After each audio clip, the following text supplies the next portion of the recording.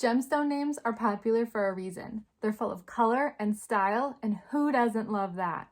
Today, I have 10 gemstone names you've probably never seen before.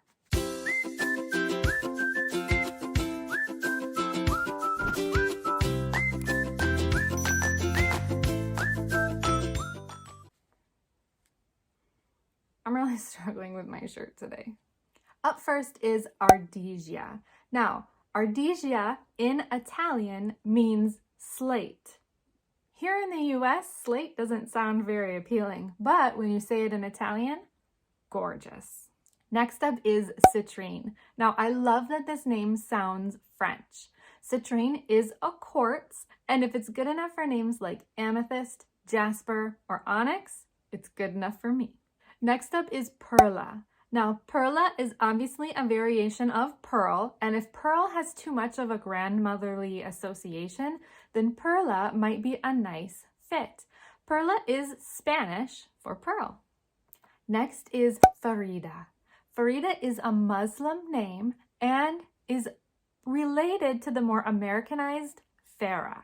So if you're into Farah, maybe Farida is a nice substitute for you. Next is Olivine. I don't understand how this name is not popular yet. It is so close to the very popular Olivia and Olive that I just don't understand how this name hasn't taken off.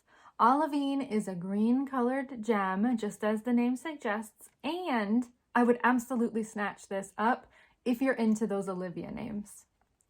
Next, I'm bringing you Beryl.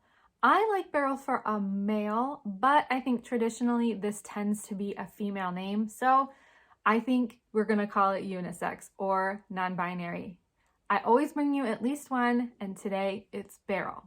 The interesting thing about Beryl is that nameberry.com calls this a dated British favorite, which is pretty interesting because here in the US, we're usually like a decade behind what's trending in Britain. But I've never seen a Beryl or had a Beryl or met a Beryl. So that's really interesting to me. And I'd love to hear, if you're from the UK, tell us what your thoughts are on Beryl and if you would consider it non-binary or if it's more male or female.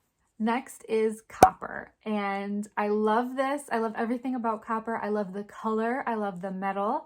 And I think it has some really interesting associations. I stop and think about the old movie Fox and the Hound, or The Fox and the Hound, and it takes me back to my childhood. It's such a sad movie, by the way. I don't recommend watching it, but I also think we do have to talk about the association of cop and copper, and that it was for a time slang for cop or police officer.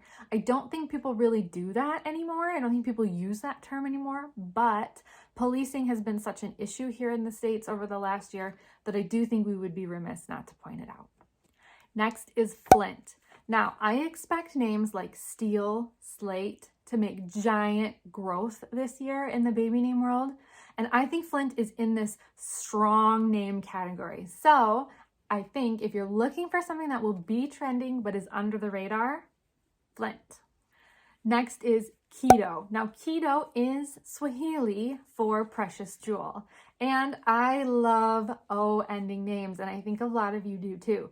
Names like Hugo, Arlo, Theo have been really popular for a long time. And now we have a new one we can add to the list, Keto. Last but not least is Kessler, and I like this as a male name. It means coppersmith, which is a little bit of a stretch, I recognize, but I really like this name. If you like names that are a little edgier, names like Xander, for example, you might like this one. It feels edgy, unique, and really interesting. Thanks for joining me for this week's Waiting Wednesday. I had a great time doing gemstone names with you. Did any of them do it for you? I'm super curious what your opinion is on these gemstone names.